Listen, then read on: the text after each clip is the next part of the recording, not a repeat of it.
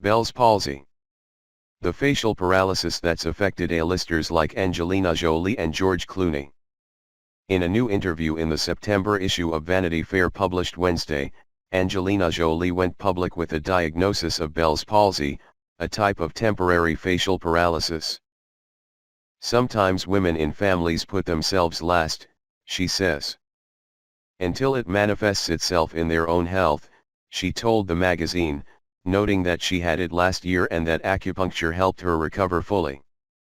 According to the National Institutes of Health's National Institute of Neurological Disorders and Stroke, Bell's palsy is caused by damage or trauma to the facial nerve, also known as the seventh cranial nerve, causing a disruption of the nerve signal somewhere between its origin at the brain stem to the muscles on either side of the patient's face, causing that side to droop. Blinking, smiling, the raising of eyebrows, flaring of nostrils and even taste sensation can also be affected since the same nerve is responsible for those functions.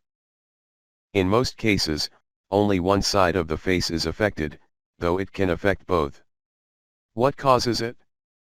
Jolie mentioned in her interview that she'd also been diagnosed with hypertension, or high blood pressure, which has been linked to Bell's palsy, along with diabetes, Lyme disease, and autoimmune disorders, chronic ear infections, tumors, and trauma to the head or face. It's often been linked to stress, although a single, precise cause has not been found. The NIH says many doctors believe viral infection or viral meningitis create a situation in which the facial nerve swells within its canal, restricting the flow of blood and oxygen throughout the nerve. In minor cases, only the myelin sheath, or the nerve's fatty insulation, is affected, rather than the nerve fibers themselves. The myelin sheath is the same tissue affected by multiple sclerosis. What are the symptoms? One of the patient's eyelids may droop or one eye might produce more tears than the unaffected side. The mouth may also droop, produce excess saliva, or not enough, and the sense of taste may be affected, along with the patient's ability to eat or drink.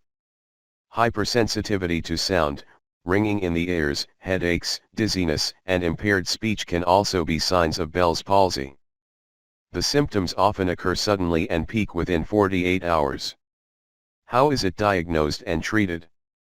No single laboratory test can determine whether a patient has Bell's palsy. It's a game of eliminating other causes of facial paralysis. MRIs and CT scans may be used to rule other causes. Otolaryngologists, head and neck specialists, treating the disorder may also use electromyography to test nerve function by measuring muscle cell reaction to electrical or neurological activation. If the eyes are affected, doctors often recommend eye drops or eye patches for protection during the recovery process. Mild cases of Bell's palsy may go away on their own within 2 weeks.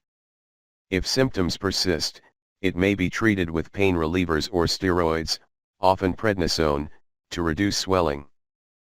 Most patients recover fully within 3 to 6 months, though some may never rid themselves of it or may suffer a recurrence. Who gets it? According to the NIH, there are some 40,000 cases of Bell's palsy per year, with most affecting people between the ages of 15 and 60. People with diabetes or upper respiratory ailments are at particular risk. Which other famous people have had Bell's palsy? George Clooney. The actor was a 14-year-old boy when milk dribbled out of his mouth during a post-church lunch. He feared the worst. "I thought, oh, my God, I have Lou Gehrig's disease," he told CNN's Larry King in 2006. By comparison, his Bell's palsy, which lasted about 9 months, wasn't so bad. Still, he noted, it was the first year of high school, which was a bad time for having half your face paralyzed.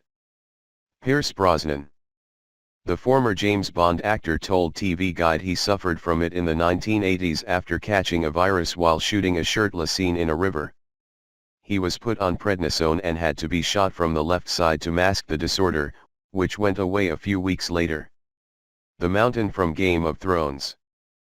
Icelandic actor Hafr Julius Bjornsson shared his diagnosis earlier this spring on Instagram.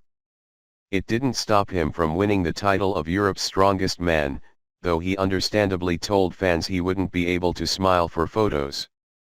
Joe Mantegna. The Criminal Minds star was diagnosed with Bell's palsy in the 1980s while starring in the play Speed the Plow. My character, a high-powered movie producer, was on stage the whole time, and that adds a lot of stress because you never get to catch your breath, he told the Los Angeles Times in 1988.